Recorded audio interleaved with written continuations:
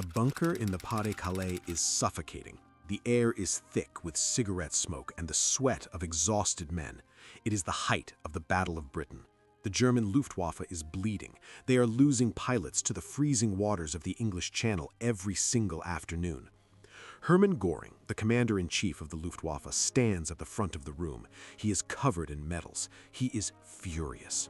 He looks at his frontline fighter commanders, men who have been flying multiple combat sorties a day, their eyes red-rimmed, their hands shaking from adrenaline and fatigue. Göring demands to know why they are failing. He demands to know what they need to finally crush the Royal Air Force. A young, decorated fighter ace looks at the commander of the German military. He doesn't hesitate. He doesn't sugarcoat the physics of the air war. He says, "I should like an outfit of Spitfires for my squadron." The room goes dead silent. To ask the head of the Luftwaffe for British airplanes is not just an insult. In the Third Reich, it is borderline treason. Göring turns purple. He storms out of the bunker. The pilot who said it is Adolf Galland. He is a man who treats aerial warfare not as a political crusade, but as a brutal mathematical hunt. And he has just started a feud with his own high command that will last for the next 5 years. This is the story of Germany's greatest, most rebellious fighter general. The story of a man who was fired for telling the truth, only to build a rogue squadron of outcasts, strap them into the world's first jet fighters, and fly them into the teeth of the apocalypse. To understand a man who talks back to Hermann Göring, you have to look at where he came from. Galland was not born into Prussian aristocracy. He was born in a coal mining town in Westphalia. He didn't want to march, he wanted to fly. In the 1930s, Germany was forbidden by the Treaty of Versailles to have an air force, so Galland learned to fly in gliders. He learned to read the invisible thermal currents of the sky. When the Spanish Civil War erupts in 1937, Galland is sent to fight with the Condor Legion. He does not fly sleek modern fighters. He flies the Heinkel HE-51, a biplane, wood, canvas, and wire. He flies ground attack missions. Ground attack is the dirtiest, most dangerous job in aviation. You fly at 50 feet. The heat of the Spanish sun bakes the open cockpit. You breathe the exhaust of your own engine. You look down and see the faces of the infantry shooting rifles directly at your face. If your engine coughs, you don't glide to safety.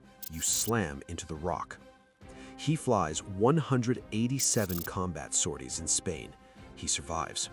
When Hitler invades Poland in 1939, Galland is still in the mud. He is flying the Henschel HS-123, dropping bombs on artillery positions. But he is a hunter. He hates the ground. He wants the sky.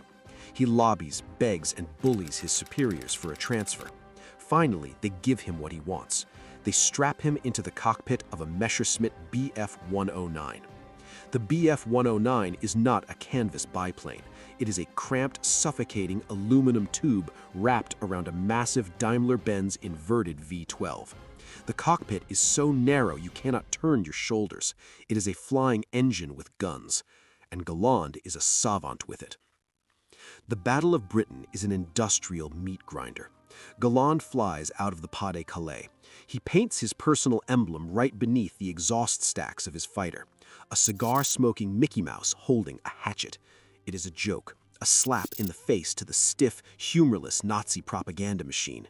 Galland himself is addicted to cigars. He refuses to stop smoking even in combat. He actually forces his mechanics to cut a hole in his rubber oxygen mask so he can keep a lit cigar in his mouth while flying at 20,000 feet.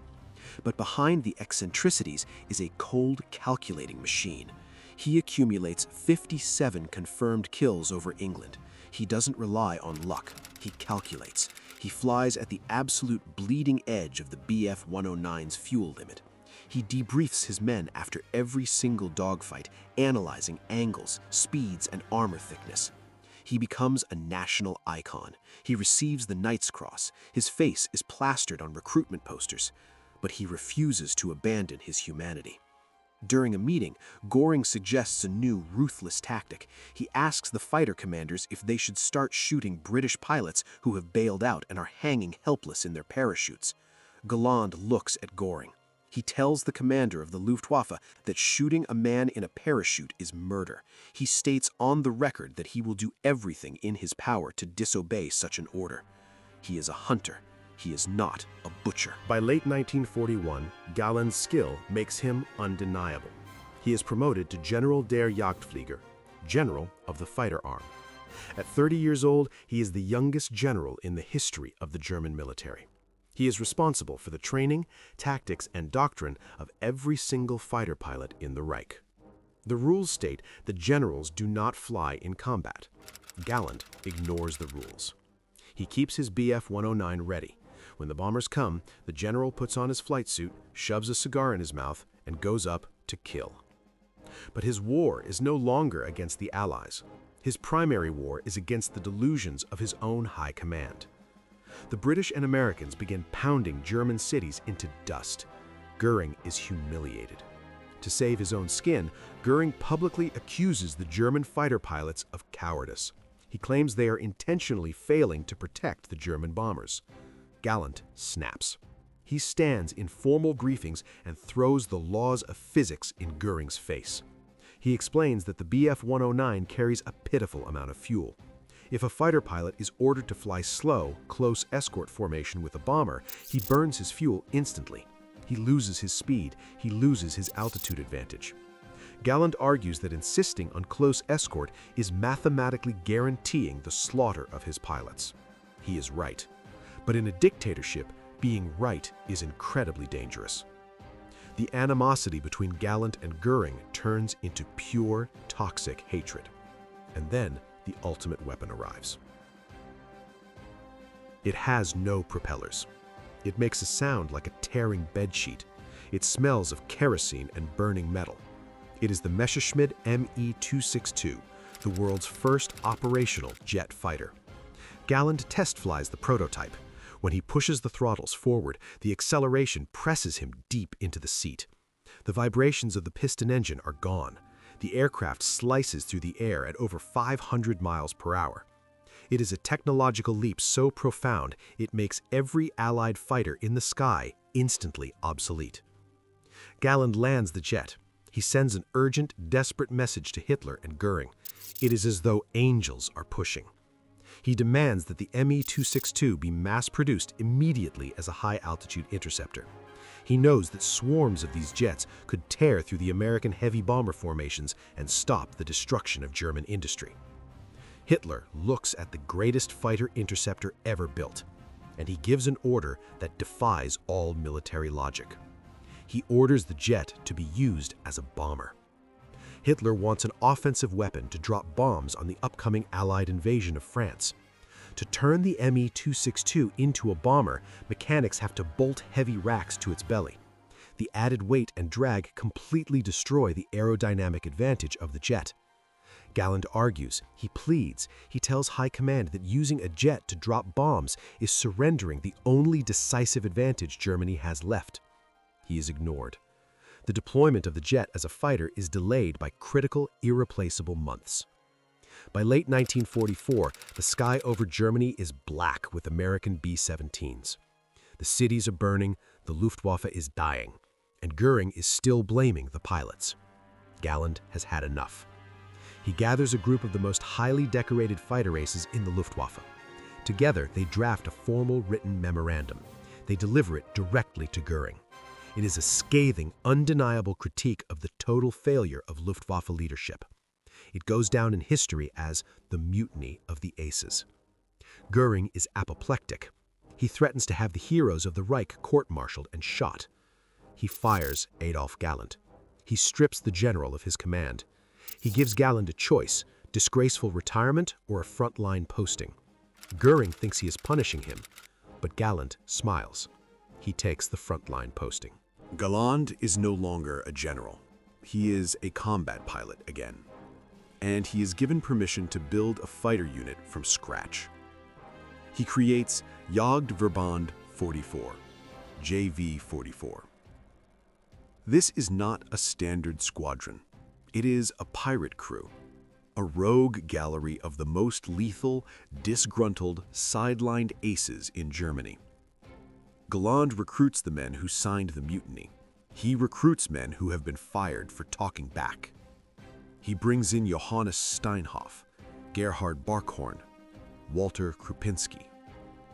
Between the pilots of JV-44, they hold hundreds of confirmed aerial victories. The regular officers call them the Squadron of Experts. And Galland straps them all into Me-262 jets. By March 1945, the war is entirely lost. Soviet tanks are grinding toward Berlin. American armor is crossing the Rhine. But JV-44 takes to the sky anyway. Flying the Me-262 is a mechanical nightmare. The Jumo 004 turbojet engines are bleeding-edge technology, which means they are incredibly fragile. If a pilot is in a dogfight and shoves the throttle forward too fast, the engine does not accelerate. It chokes on the sudden influx of fuel.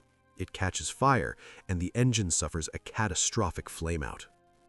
You cannot fly it aggressively. You have to fly it like you are handling glass. But the biggest danger is the runway. Jet engines have terrible acceleration from a dead stop.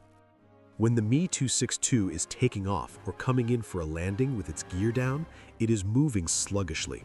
It is a sitting duck. The Allied fighter pilots figured this out instantly.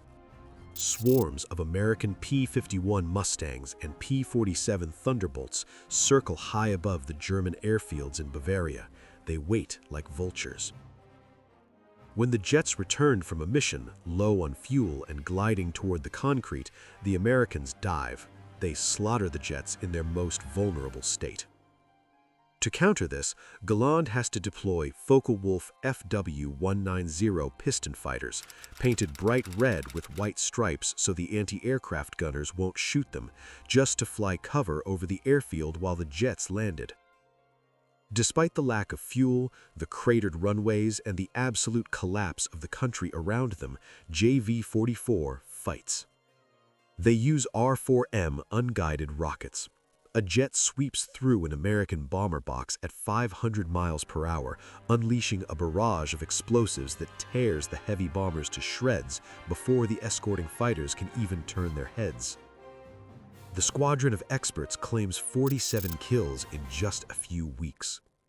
It is a brilliant, terrifying display of what the jet could have done. But time has run out. April 26, 1945. The Americans are within days of capturing Munich. Galland is leading a flight of Me-262s. They intercept a formation of American B-26 Marauders. He lines up the target, he fires. But as he pulls away, the sky erupts. An American P-47 Thunderbolt catches him. Heavy .50 caliber machine gun fire shreds the armor of the jet. The instrument panel shatters. The cockpit fills with smoke. Shrapnel tears into Galland's knee. The pain is blinding. The jet is dying. He is dropping out of the sky. Bleeding, fighting the heavy controls of the crippled aircraft, Galland wrestles the burning jet back toward the airfield at Munich-Rhein. He crash lands on the cratered concrete. He is dragged from the cockpit by his mechanics. The war is over for the general. He is rushed to a hospital, but the sound of American artillery is echoing through the windows. Galland discharges himself. He limps out of the ward. On May 1st, knowing the end has come, he drafts a note to American General Dwight Eisenhower. He requests a formal, separate surrender for JV-44. He sends 2 aides in a small spotter plane across the front lines. While they wait for the answer, the pilots of JV-44 look at their magnificent, terrible jets. They refuse to hand them over intact. They pack explosives into the engine nacelles. Before the first American half-track rolls onto the tarmac, the Squadron of Experts hits the detonators. The Me-262s are blown into twisted, burning scrap metal. Adolphe Galland, the coal miner's son, the youngest general, the mutineer, finally surrenders. When American intelligence officers process the prisoners near Salzburg, they know the man with the wounded knee. They know exactly who he is. They don't throw him into a standard holding pen, they isolate him. For months, British and American engineers interrogate him. They want the tactics, they want the thermodynamics of the jet engines, they want to know how he almost broke their bomber offensive. When he is finally released in 1947, Germany is a wasteland. There is no air force. The man who commanded the greatest fighters in the world takes a job working as a forester. He walks through the woods, managing timber. But the world cannot ignore him long. His first aviation job after the war is an irony only history could invent. He is hired to give lectures on fighter tactics to the Royal Air Force. He teaches the men he spent 4 years trying to kill. In 1948, he sails for Argentina. The government of Juan Perón wants to build a jet air force, and they want the best in the world to do it. Galland spends 7 years in Buenos Aires turning out Argentine pilots and designing aircraft. He writes a memoir, The First and the Last. It sells 3 million copies. The Allied pilots who fought him read it, and they praise it for its absolute, unvarnished honesty. Adolphe Galland lived to be 83 years old. He flew at air shows, he consulted on movies, he drank with the British aces he had fought over the Channel. He was a man who understood that loyalty to your country does not require you to be a slave to its politicians. When the bureaucracy demanded he lie, he told the truth. When the leadership demanded he execute men in parachutes, he refused. And when they fired him, he built the deadliest jet squadron on the planet just to prove a point. Adolphe Galland didn't just survive the Second World War, he survived the Luftwaffe.